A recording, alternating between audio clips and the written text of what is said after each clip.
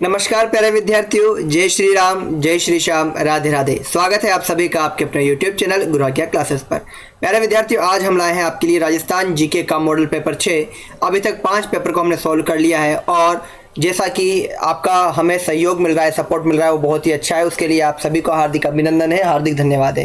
प्यारे विद्यार्थियों, आप चाहे BSTC, PTT एंट्रेंस एग्जाम की तैयारी कर रहे हैं, चाहे ग्रेड 4 की तैयारी कर रहे हैं, चाहे LDC high court, REET, mains, इनमें से किसी भी गवर्नमेंट एग्जाम की तैयारी कर रहे हैं, तो ये मॉडल पेपर आपके लिए बहुत ही अधिक सहयोगी साबित होने वाले हैं, ऐसा हमें पूर्ण विश्वास है। क्योंकि हमने जो प्रश्नों का संग्रह किया है वो आप सभी के सिलेबस को देखते हुए किया है। तो आइए बिना देरी किए शुरुआत करते हैं प्रश्न संख्या 1 के साथ। प्रश्न संख्या 1 रही आपकी स्क्रीन पर प्यारे विद्यार्थियों।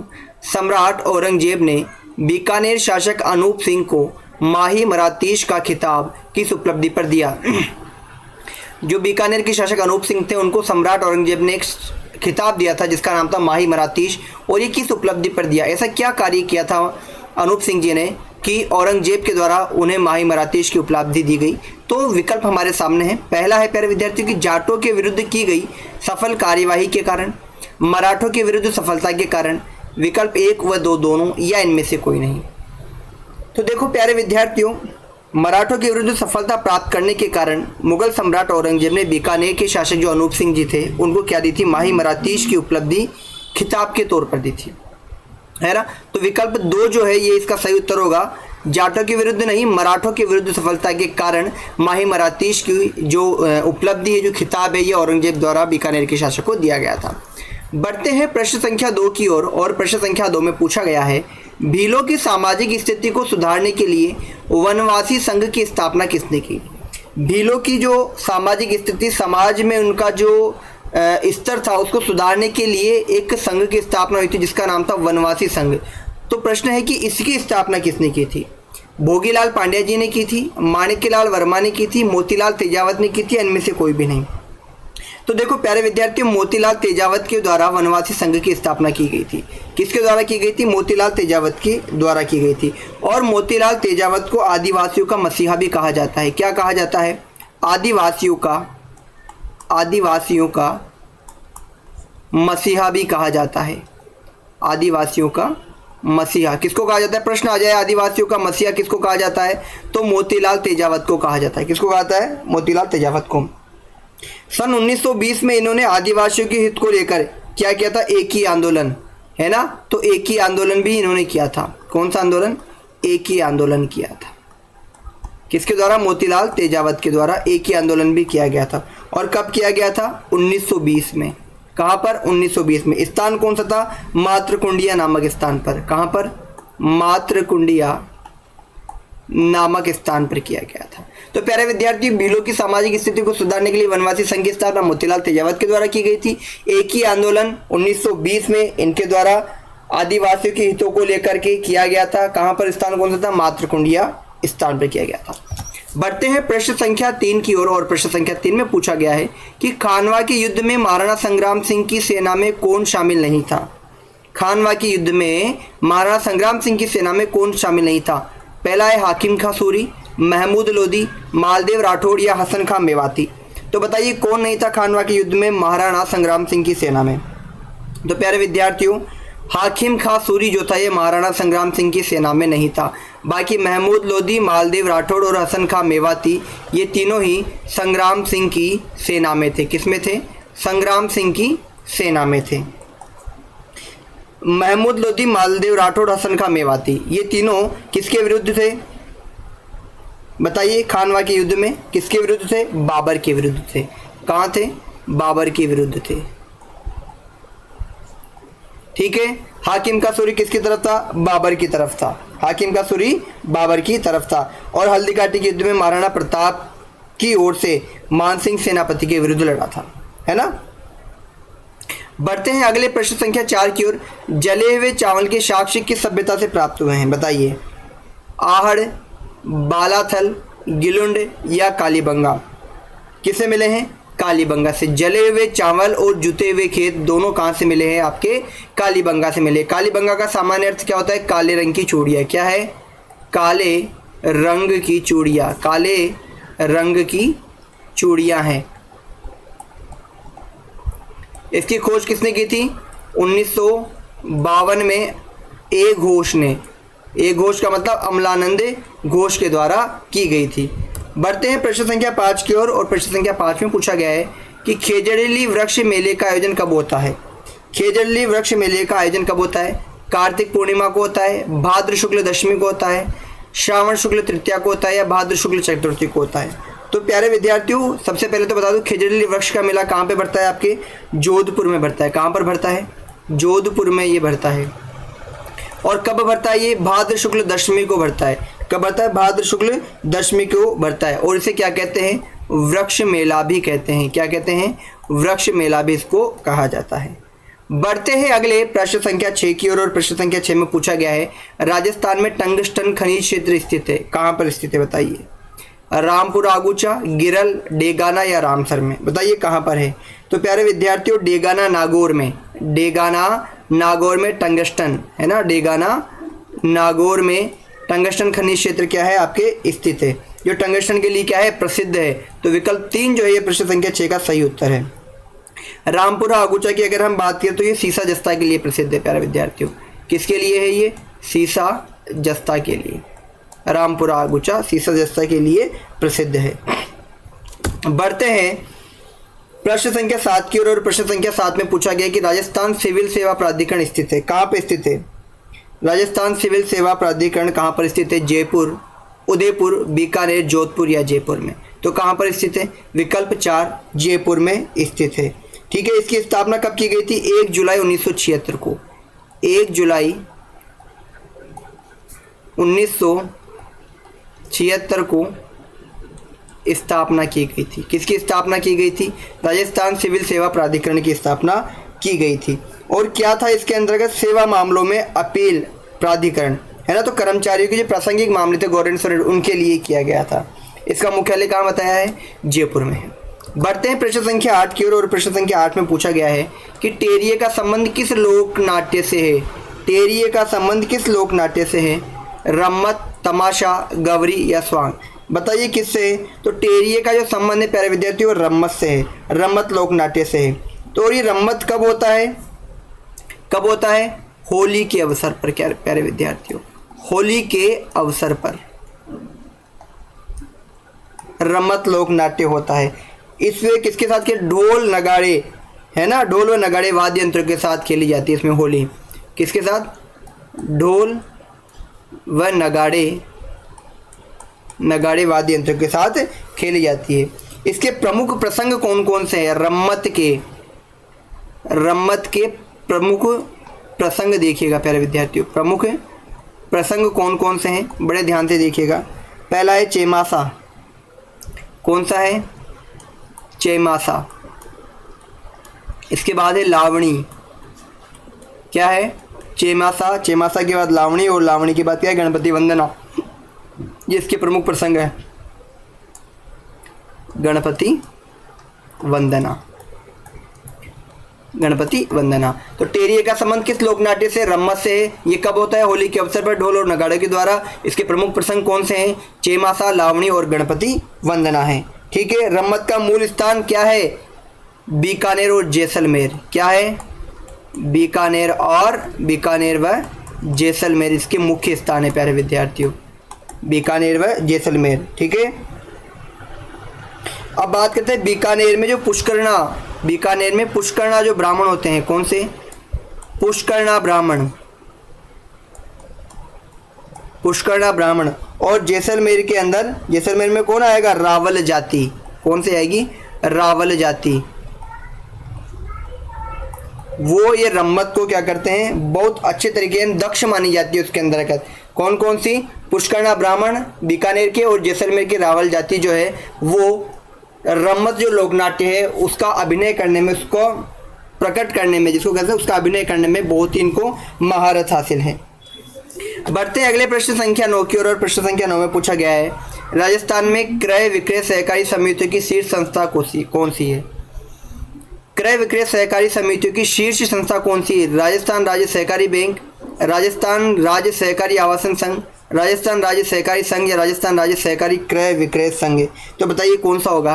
तो राजस्थान राज्य सहकारी क्रय विक्रय संघ जो है ये राजस्थान में क्रय विक्रय सहकारी समितियों की शीर्ष संस्था मानी जाती है।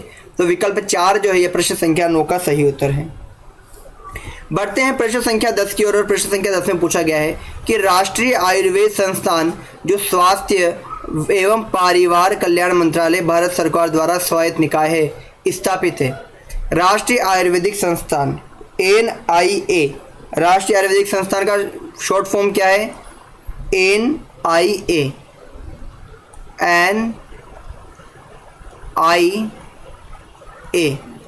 जो स्वास्थ्य एवं परिवार कल्याण मंत्रालय भारत सरकार द्वारा स्वायत्त निकाय है, कहाँ पर स्थापित है बता दीजिए प्यारे विद्यार्थियों।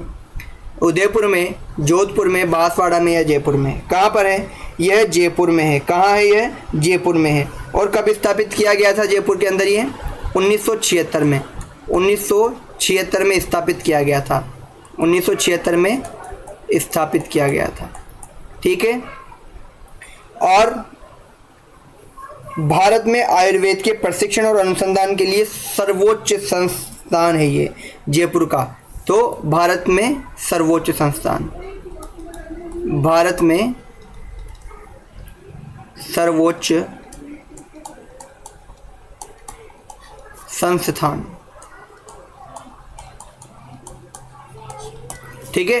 अगले प्रश्न की ओर बढ़ते हुए प्रश्न संख्या 11, राजस्थान में कौन सा रसायन उद्योग का केंद्र नहीं है?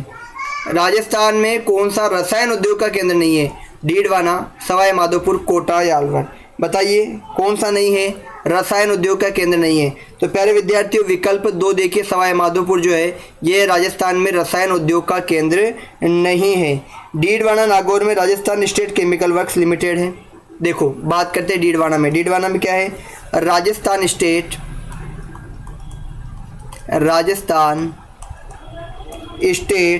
Chemicals, Rajasthan state chemicals works limited, बड़े ध्यान से देखिएगा, लिमिटेड। ये तो कहाँ है? आपके डीडवाना में है। गड़ेपान कोटा, कोटा में कहाँ पे? गड़ेपान, कोटा के गड़ेपान में है रासायनिक खाद बनाने का संयंत्र। ठीक है। और अलवर की अगर हम बात करें तो अलवर के अंदर क्या है? सल्फ्यूरिक एसिड प्लांट है। क्या है? सल्फ्यूरिक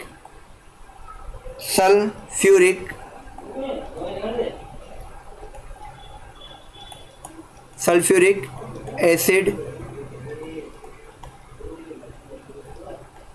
प्लांट, ये कहाँ पर है? आपके अलवर में है।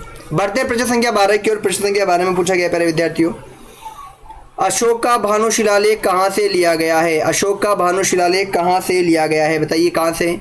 सुनारी, बेराट, तिलवाड़ा या जोधपुरा? तो अशोक का भानु शिलालेख बेराट से लिया गया है। विकल्प 2 जो है यह प्रश्न संख्या 12 का सही उत्तर है। प्रश्न संख्या 13 देखिए प्यारे विद्यार्थियों, मेवाड़ का उद्धारक किसे कहा गया है? बहुत ही आसान सा प्रश्न है। राणा हम्मीर, राणा लाखा, राणा सांगा या राणा कुंभा? तो राणा लाखा जो है, विकल्प 2 जो है, इसे मेवाड़ का क्या कहा गया है? उद्धारक कहा गया है। मेवाड़ का उद्धारक राणा लाखा को कहा गया है। इतिहास के दृष्टिकोण से इंपोर्टेंट प्रश्न है। बढ़ते हैं प्रश्न संख्या 14 की ओर। प्रश्न संख्या 14 में पूछा है कि आभानेरी और राजौरगढ़ के कलात्मक वैभव किस काल के हैं? आभानेरी और राजौर के कलात्मक वैभव किस काल से संबंधित है या किस काल से है? तो गुर्जर प्रतिहार से हैं, चौहान से, घूल सिसोदिया से या राठौड़ से है? बताइए किसके हैं? बिल्कुल गुर्जर प्रतिहार काल से है। कहाँ से है? गुर्जर प्रतिहार काल से है। अब बात करें क्या क्या है, तो अहद, इनके कौन कौन से कलात्मक वैभव है? तो अहद का आदि वराह मंदिर, कहाँ का? अहद का आदि वराह मंदिर। आदि वराह मंदिर कहाँ है? अहद का। ठीक है। आभानेरी का हर्षद माता का मंदिर, आभानेरी हर्षद माता मंदिर, हर्षद माता मंदिर। ठीक है। और देखिए राजौरगढ़ का नीलकंठ महादेव मंदिर, राजौरगढ़ कौन सा है? नीलकंठ महादेव मंदिर, नीलकंठ महादेव मंदिर। ठीक है। ओसिया का हरिहर मंदिर, ओसिया का ओसिया का हरिहर मंदिर, ओसिया का हरिहर मंदिर। ये सब आबानेरी और राजौरगढ़ के कलात्मक वेबो किस काल के? गुर्जर परिहार के हैं। लेकिन और कौन कौन से हैं, है ना, गुर्जर प्रतिहार काल के? तो अहद का आदिवरा मंदिर, आबानेरी का हर्षित माता मंदिर, राजौरगढ़ का नीलकंठ महादेव मंदिर और ओसिया का हरिहर मंदिर, ये सभी कब के हैं? ये सब गुर्जर प्रतिहार काल के हैं, गुर्जर प्रतिहार कालीन हैं, गुर्जर प्रतिहार कालीन है। ठीक है, बढ़ते हैं प्रश्न संख्या 15 की ओर। और 15 प्रश्न में पूछा गया है प्यारे विद्यार्थियों कि किस समिति की सिफारिश पर भारत सरकार ने मत्स्य संघ को वृहद राजस्थान में मिला दिया था? डॉक्टर फजल अली समिति, शंकर देवराय समिति, डॉक्टर सतीश कुमार समिति या डॉक्टर रमेश चंद्र समिति? तो देखो प्यारे दोस्तों, मत्स्य संघ के जो अपने कौन कौन से थे, एक तो भरतपुर और धौलपुर। कौन कौन से? भरतपुर व धौलपुर। ये अपने भाषा क्षेत्र के कारण, किसके कारण? भाषा क्षेत्र के कारण कहाँ मिलना चाह रहे थे? उत्तर प्रदेश में मिलना चाह रहे थे। कहाँ मिलना चाह रहे थे? उत्तर प्रदेश में मिलना चाह रहे थे। तो लोगों की राय जानने के लिए, जनता की राय जानने के लिए कि वे कहाँ जाना चाहते हैं, उत्तर प्रदेश में या राजस्थान में, तो इसके लिए एक समिति की स्थापना की गई थी, जो समिति का नाम था शंकर देवराय समिति। क्या था? शंकर देवराय समिति। ये लोगों से राय ले रही थी कि आप किस में जुड़ना चाह रहे हो, तो इसीलिए इसकी क्या की गई थी? स्थापना की गई थी, इस समिति का निर्माण किया गया था। तो विकल्प 2 जो है शंकर देवराय समिति, मत्स्य संघ को वृहद राजस्थान में फिर मिला दिया था इसने, है ना, जनता की राय जानकर। बढ़ते हैं प्रश्न संख्या 16 की ओर। 16 प्रश्न में पूछा है कि ब्लैक पोट्री कहाँ की प्रसिद्ध है, बताइए? करौली, कोटा, जयपुर या अलवर? तो ब्लैक पोट्री कहाँ की है? कोटा की प्रसिद्ध है। कहाँ की? विकल्प 2 कोटा की ब्लैक पोट्री क्या है? प्रसिद्ध है। बढ़ते हैं प्रश्न संख्या 17 की ओर। 17 प्रश्न में पूछा है कि चंपाकली आभूषण पहना जाता है, चंपाकली आभूषण पहना जाता है, कहाँ पहना जाता है? हाथों में, पैरों में, सिर पर या गले में? तो चंपाकली आभूषण जो है गले का आभूषण है। कहाँ का आभूषण है? गले का आभूषण है। तो प्रश्न संख्या 17 में विकल्प 4 सही उत्तर है। बढ़ते हैं 18 प्रश्न की ओर। प्रश्न संख्या 18 में पूछा गया है राजस्थान में आखिरी बार राष्ट्रपति शासन लगाया गया, उस समय वहाँ के राज्यपाल कौन थे? राजस्थान में आखिरी बार राष्ट्रपति शासन जब लगाया गया, उस समय वहाँ के राज्यपाल कौन थे? वसंत राव पाटिल, एम चेन्ना रेड्डी, रघुकुल तिलक या देवी प्रसाद चट्टोपाध्याय? तो देखो प्यारे विद्यार्थियों, कौन थे? एम चेन्ना रेड्डी जो थे वो राजस्थान के राज्यपाल थे जब राजस्थान में क्या हुआ था? आखिरी बार राष्ट्रपति शासन लगा था।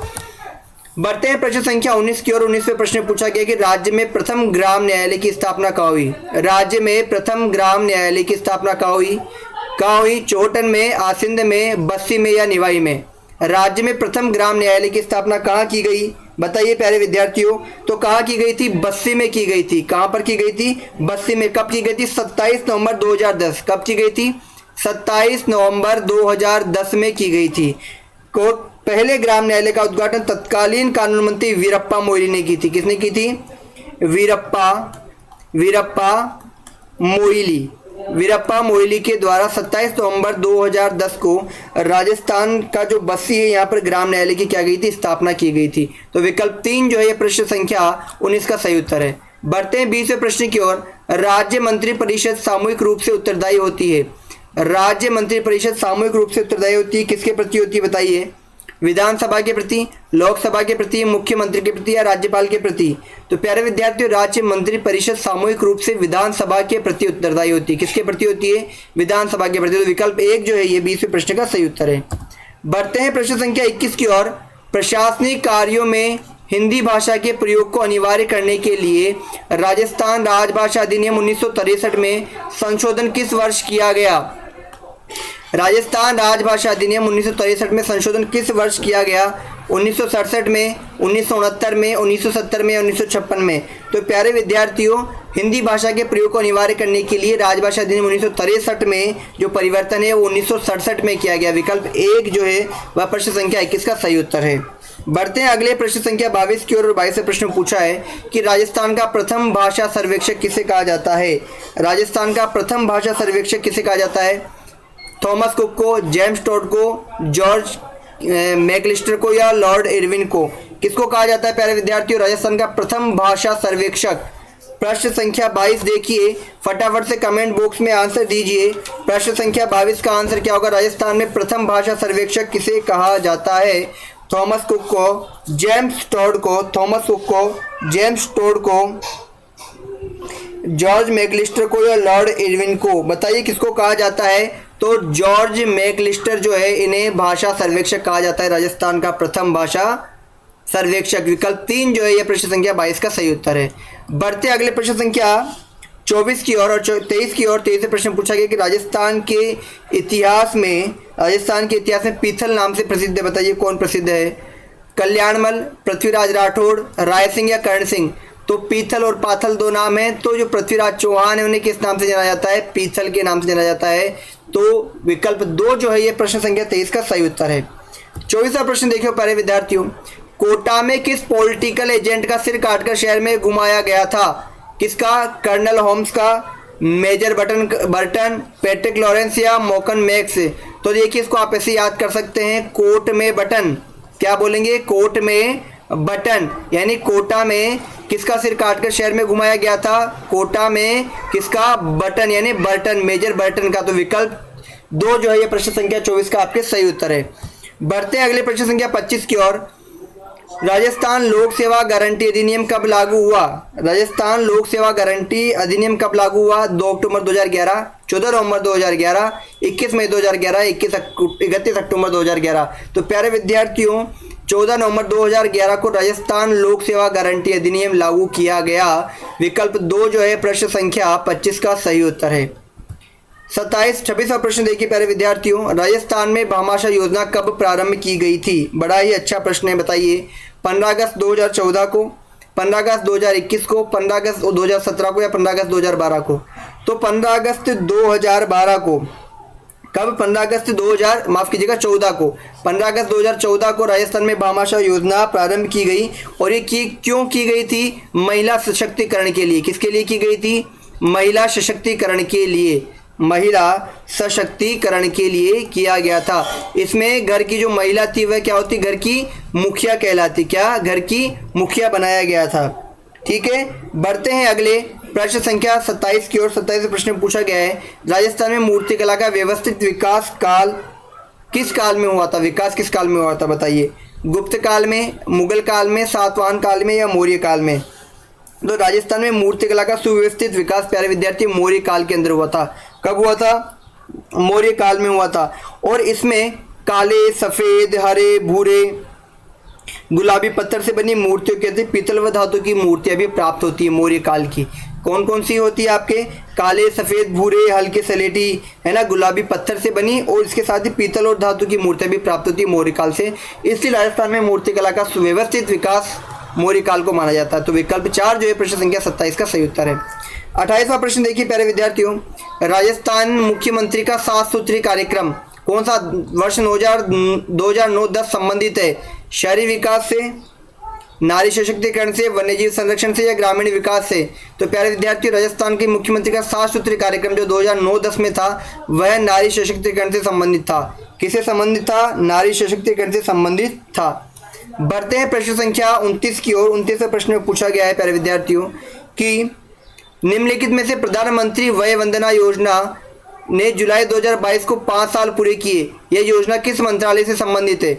बताइए किस मंत्रालय से संबंधित थी? वित्त मंत्रालय से, शिक्षा मंत्रालय से, स्वास्थ्य और परिवार कल्याण मंत्रालय, महिला और बाल विकास? तो प्यारे विद्यार्थियों प्रधानमंत्री वय वंदना योजना वित्त मंत्रालय से संबंधित थी। विकल्प 1 जो है यह प्रश्न संख्या 29 का सही उत्तर है। आज की क्लास का अंतिम प्रश्न प्यारे विद्यार्थियों, राजस्थान के शहरवासियों को रोजगार देने के लिए ऐतिहासिक पहल इंदिरा गांधी नहर रोजगार गारंटी योजना का शुभारंभ 9 सितंबर 2022 को कहां से किया गया था? बताइए कहां से किया गया था? खानिया की बावड़ी जयपुर, चार घोड़ों की बावड़ी जयपुर, जग्गा बावड़ी जयपुर या पन्ना मीणा की बावड़ी? तो खानिया की बावड़ी जयपुर से इंदिरा गांधी शहर रोजगार गारंटी योजना का शुभारंभ 9 सितंबर 2022 को किया गया था। तो प्यारे विद्यार्थियों कैसे लगे आपको आज के प्रश्न? कितने आपके उत्तर सही गए हमें कमेंट बॉक्स में जरूर बताइए। क्लास कैसी लगी हमें ज़रूर बताइए। अगर अभी तक आपने हमारे चैनल को सब्सक्राइब नहीं किया है, लाइक नहीं किया, तो सब्सक्राइब कर दीजिए, लाइक कर दीजिए और वीडियो को अधिक से अधिक शेयर कीजिए। मिलते हैं अपनी अगली कक्षा में प्यारे विद्यार्थियों, नए प्रश्नों के साथ, अच्छे प्रश्नों के साथ। तब तक के लिए आप सभी को राधे राधे, जय श्री राम, जय श्री राम, जय हिंद, भारत माता की जय।